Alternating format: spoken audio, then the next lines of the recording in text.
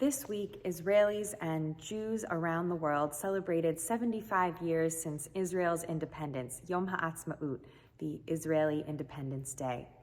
And here in Harrisburg, as well as in Israel itself, people transitioned from the day before, Yom HaZikaron, Memorial Day, into Yom HaAtzmaut. Because of that inextricable link, those days are paired together, the day in which those who lost their lives in war or in terror attacks are memorialized, and then we go straight into the celebration of independence because the existence of the state is inextricable from this sacrifice and loss of life.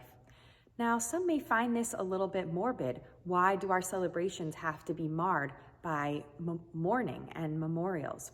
But rather, I think that this tradition is actually a way to honor and to celebrate life. For instance, I think about the way that Yom HaZikaron, Memorial Day, is practiced in Israel. A siren goes around the country for several minutes. Everything comes to a halt. Traffic stands still, purchases are stopped, government activity ceases and takes a pause, and everyone stands still and simply remembers. And this is so important in a country where so many people have been touched by loss of loved ones in violence. And yet, while this may seem almost like a cutting off of life, a stopping, this is in fact a way to remember and to honor the loss of life.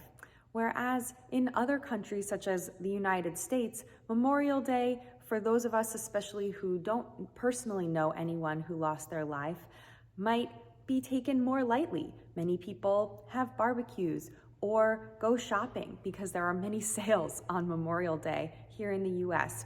But celebrating objects and the acquisition of things or eating is not necessarily a way to truly honor life.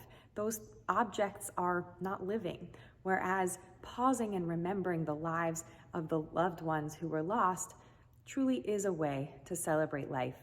I thought about this a lot as well in the celebration here in the Harrisburg community, where we transitioned from Yom HaZikaron into Yom HaAtzmaut, from memorial into celebration, where we too took time not to discuss overly the manner or the means of people killed, which there were sadly too many of this year and in years past, including one young man who was killed in a terror attack from the Harrisburg community itself. Rather, we took a moment to hear from his mother and to celebrate this young man's life, his dedication to the state of Israel, and the family's desire for peace in the region. Thinking about peace and thinking about the lives of those who were lost, as opposed to dwelling on martyrdom or the means of death, are really Jewish values at their core. Judaism celebrates life above all. It is the most important mitzvah, and life should not be sacrificed for anything except for that which will lead to the death of others.